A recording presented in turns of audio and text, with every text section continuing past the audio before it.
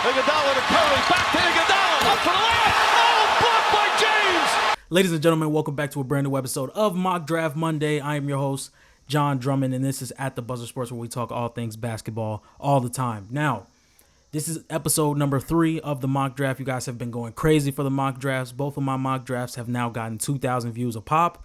You know, I really appreciate the people in the comments giving their opinions on the mock draft, and the people who are going with different picks but keeping it respectful. I really appreciate that as well.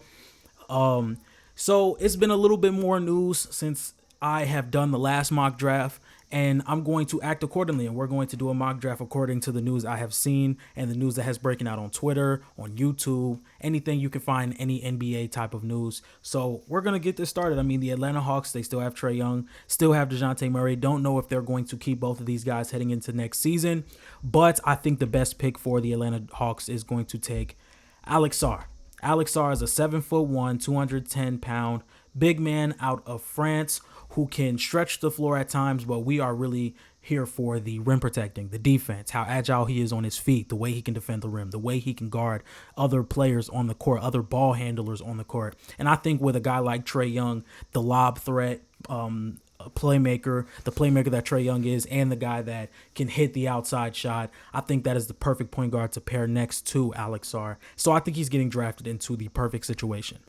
Now, with the number 2 pick, the Washington Wizards have said that they want to take Zachary Risache.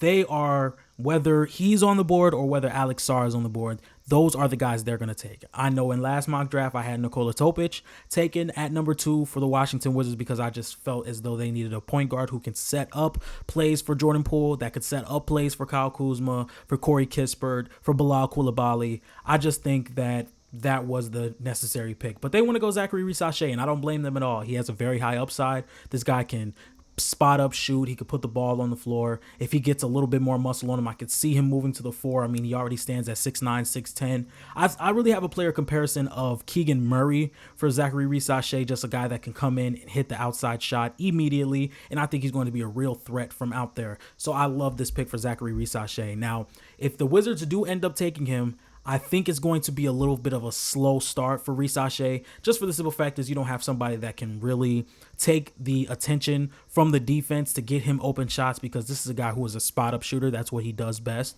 So it may take him a little while. I don't think the on-ball shot creating will be there the very second he walks into the league, but it's going to be a process. And the best part with the Washington Wizards, this is your first year really starting a rebuild. You have Bilal Coulibaly, you have Deni Avdija. I like Zachary Risache, whether you put him at the 4, trade Kyle Kuzma to get some pieces, maybe a starting center. I like what they have going on, but it's going to take a while. It's not going to happen tomorrow. Rome wasn't built in a day. So they're going to take Zachary Risache with the 2nd pick in the 2024 NBA draft. And now you guys know in my previous mock drafts, I had Zachary Risache going number 3 to the Houston Rockets. I understand the Reed Sheppard idea, but I just felt as though that Risache, with the length and the height that he has, is going to be very hard to block a post fadeaway. It's going to be very hard to close out on a 3 without fouling. But this time I'm going to have the Rockets take Reed Sheppard, and this is one of the guys in this draft where I feel as though he can fit on all 30 teams in the NBA. He can fit on all 30 teams in this draft because he's a great spot-up shooter. He can put the ball on the floor, and he can play make. You know, it's not, the playmaking is not the best, but I still feel as though that can be grown. That can be grown, especially under a guy like Fred VanVleet, who is an undersized guard, which is Reed Sheppard's going to be. Whether he's a starting 2 guard or a starting point guard, I think he could play very well next to Alperen Sengun, who's shown this season that he can be the guy. So Reed Sheppard, I think it's going to be very hard to close out on him. I've said this multiple times. I think it's going to be very hard for the simple fact that he can put the ball on the floor, and if you're late on the closeout, he can burn you from 3. So he's going to be a very good player in my opinion, and I think he could be a dark horse rookie of the year candidate. Now, with the number 4 pick for the San Antonio Spurs, I'm going to take Nikola Topic. I think this is the dream for the San Antonio Spurs. This is the dream right here. You pick up Nikola Topic. He's a 6'7" point guard who is a modern point guard for the NBA. He's 6'7", can distribute the ball, doesn't have a bad shot form. I think he'll be able to be a league average player, but we really like how he can get downhill. And if he can get downhill and distribute to a guy like Victor Wembanyama, it's going to be very hard to guard those two in the coming years. So I really like this pick for the San Antonio Spurs. Okay, with the number 5 pick, I Was going to take Reed Shepherd here. I know that was my pick in my last mock. I felt like he was the perfect glue guy to pair next to Cade Cunningham. But now I'm going to take Matas Buzelis. I feel as though Matas Buzelis gets overlooked with his shooting. I think he shot 29% from the field or 29% from three last year. But he shot great in high school. He shot great in high school, and he had a shooting slump, and that's okay. But we all knew that Matas Buzelis with a league average or better than league average 3-point shot this season probably would have been the number one pick in the draft. He was number one projected. I think a lot of these guys were number one projected for a part in their prospect history. But I think Matas Buzelis, if he can grow that jump shot, he can already put the ball on the floor. He's 6'10". He's very competitive. I like that for the Detroit Pistons, and they need a guy who could put the ball in the bucket. So I love this pick for them. With the 6th pick, I think the Charlotte Hornets should take Stephon Cassell. Now, it's either between Stephon Cassell and Rob Dillingham. I think with the defense that Stephon Cassell brings, that you go get him. You go get him for this pick. But I don't hate Rob Dillingham for the spacing he can provide, and you can play him next to LaMelo Ball. He can be a Tyrese Maxey type of shooting guard. I mean, we see shorter shooting guards in the league. Donovan Mitchell, Tyrese Maxey, and Donovan Clingan is that shifty, speedy guy that can be really hard to guard, especially next to a 6'8", 6'9" type of point guard in LaMelo Ball. So I actually just convinced myself for the Hornets to take Rob Dillingham here. So we're going to take Rob Dillingham. He's a 6'2", 6'3" kind of guy. He's 160. He can stretch the floor. He can put the ball on the floor. It's going to be very hard for opposing teams to guard him. But I think bringing him in is the best option for the Charlotte Hornets. So with the 7th pick, the Portland Trail Blazers. This is a team that's very hard to mock for because they have basically everything you would need. They have Anthony Simons, they have Malcolm Brogdon, Jeremy Grant, DeAndre Ayton, Scoot Henderson, Shaedon Sharpe. I think a few of these guys are going to be gone this offseason. If it were me, these guys right here would be the ones that I would move, which is Malcolm Brogdon, Anthony Simons, and Jeremy Grant. I think Rob Williams might be moved this offseason as well, just so you can really dive deep into that young potential that you have. I don't think Anthony Simons will get moved until the trade deadline, or who knows, it could be Shaedon Sharpe. But you need to figure out who's the guy on this team because you don't have one right now. But I'm going to take Ron Holland here. Ron Holland is a guy who can play the 2, the 3, the 4. He's a great defender. The jump shot has not been perfect, but the athleticism and the slashing is going to be there from day one. I feel as though it's going to be there from day one. So I'm going to go with Ron Holland.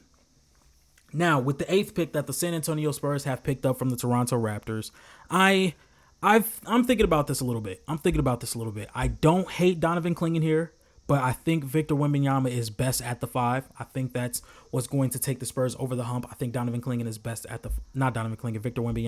is best at the 5. I thought about Stephon Cassell. Maybe you can play him next to Topic or have them battle it out for the starting point guard position. But I don't know if that's the best pick here if you have 2 top 10 picks. I like Cody Williams a lot. This may be the guy that I'm leaning towards if I'm the San Antonio Spurs. So that's who I'm going to take. I'm going to take Cody Williams right here. To go to the San Antonio Spurs. He has the potential to be a great defender. He is a great off-ball player. He's been a little slow with his ball creating, but I think that's going to get a little bit better with the San Antonio Spurs and how they're able to develop talent. I like Cody Williams here. Now, number 9, I feel like this is going to be the same pick for me until the Memphis Grizzlies trade their pick, if they trade their pick. So I'm going to go Donovan Clingan right here. Donovan Clingan, number 9 to the Memphis Grizzlies. I think with the way that the NBA is shifting towards the double big lineups, we have teams that are trying to get big. We have teams in the West who are very good at rebounding, like the Minnesota Timberwolves, like the Dallas Mavericks, like the Denver Nuggets. You're going to have to get bigger there. And Donovan Clingan is 7'2", 250 pounds.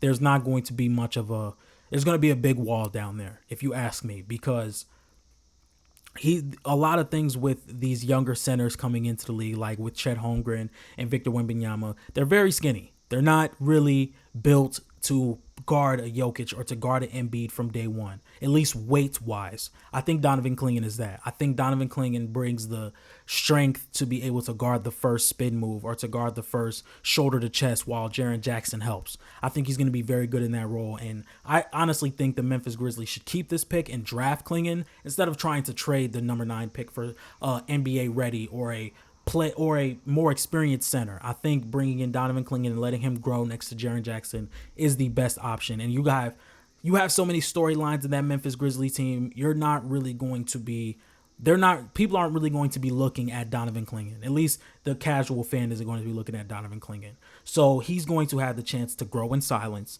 Not a lot of people are going to be critiquing his game. He's just going to be able to learn and learn and learn, because when we look at it, you got Ja Morant who's coming back. He's probably going to be the main, or not probably, he's going to be the main headline for the Grizzlies all season. So I really like that pick. For the Utah Jazz, I'm going to take Stephon Castle. I think Stephon Castle has a lot of experience playing with a defensive anchor with Donovan Clingan. I think it's the same thing with Walker Kessler. I think they're going to gel very well, and I'm going to take Stephon Castle here. Now, with the Chicago Bulls, there are a lot of things that they could do with this, because this is another team that's very hard to draft for, because you have basically everything you need. You have the point guards with Lonzo Ball, Alex Caruso, and Kobe White. You have DeMar DeRozan and Zach LaVine at the wings. You have Andre Drummond and Nikola Vucevic at the 5. So I think this is an upside pick.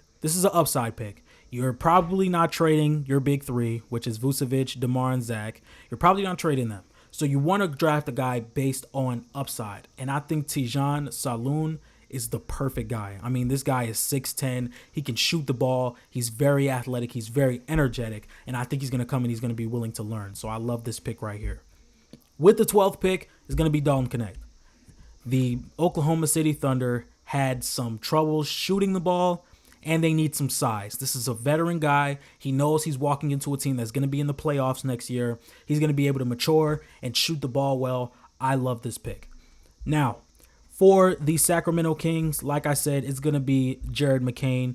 I really like Jared McCain and what he can bring to the Sacramento Kings. This is a guy who is a great shooter, probably the best shooter in the draft. Out of Jared McCain, Risa Shea, and Reed Shepherd, these guys are probably the best shooters in the draft. He has a very good pull-up game, to the point where defenders are going to have to come out a little bit higher than they would like to and have to guard Jared McCain on the pull-up 3, and that can lead to a lot of fouls, that can lead to a lot of assists, that can lead to a lot of open lanes for him to drive to the basket. And I think he can take care of the role that he'll be filling in Malik Monk's role, because I don't think he's going to be coming back to the Sacramento Kings. So I'm going to take Jared McCain here. And with the last pick in the lottery for the 2024 NBA draft, I'm going to have the Portland Trail Blazers take Jacoby Walter. I really like Jacoby Walter with this pickup.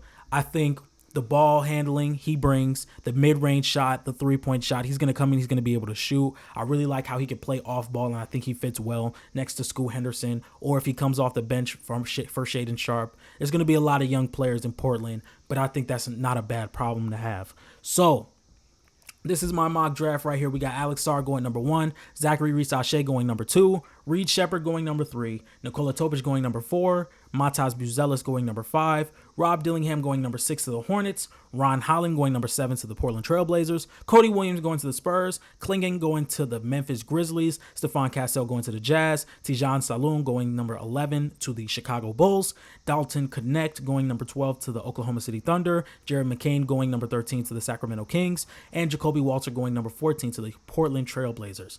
If you guys like this type of content, make sure you like, comment, and subscribe. I appreciate everybody watching. I appreciate everybody subscribing. These mock drafts have been doing very well. And I'm out. Love y'all. Peace.